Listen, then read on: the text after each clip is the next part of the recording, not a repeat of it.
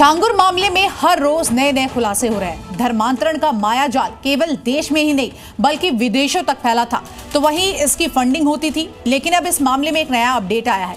भगौड़ा जाकिर नाइक के साथ साठगांठ की खबर है। दरअसल विदेश से कुछ इस्लामिक संगठन जो कि पैसे देते थे, जांच एजेंसियों को ये शक है कि ये पैसे जाकिर नाइक के जरिए दिया जाता था। और ऐसे में कयास ये भी लगाए जा रहे हैं कि छांगुर के धर्मांतरण वाला जो चैप्टर खुला है उसका ऑर्डर देने वाला और कोई नहीं बल्कि जाकिर नाइक ही था। धर्मांतरण का मास्टरमाइंड जाकिर नाइक, विदेशों से सनातन के खिलाफ फंडिंग, जाकिर का ऑर्डर, छांगुर का धर्मांतरण चैप्टर। छांगुर के धर्मांतरण मिशन में आईएसआई दाऊद के बाद अब जाकिर नाइक का नाम सामने आया है। M3 के सहारे फंडिंग कर छांगुर गैंग विदेशों की भी कुछ इस्लामिक संस्थाओं से पैसे लिया करता था। जांच एजेंसीज को छांगुर के अवैध धर्मांतरण मामले में छांगुर के नेटवर्क और जाकिर नाइक के बीच कनेक्शन के सुराग मिले हैं। अवैध धर्मांतरण का सिंडिकेट चला रहे छांगुर को विदेशी संस्थाओं से फंडिंग हो रही थी।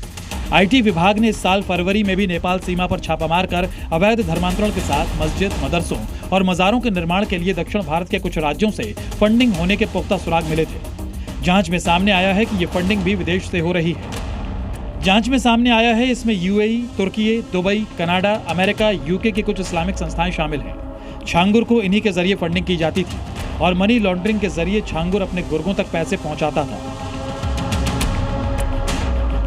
छांगुर का संगठित अवैध धर्मांतरण और अंतर्राष्ट्रीय स्तर के काले कारोबार के केंद्र में आ गया है। ईडी और एटीएस की जांच ने छांगुर और उसके नेटवर्क की परतें एक एक कर खोलनी शुरू कर दी है। वहीं दूसरी ओर धर्मांतरण केस में गिरफ्तार कोर्ट कर्मी राजेश को लेकर भी बड़ा खुलासा हुआ है। राजेश के खाते में 10 लाख से अधिक रुपए थे। राजेश छांगुर के इशारे पर लोगों पर एफआईआर दर्ज करता था।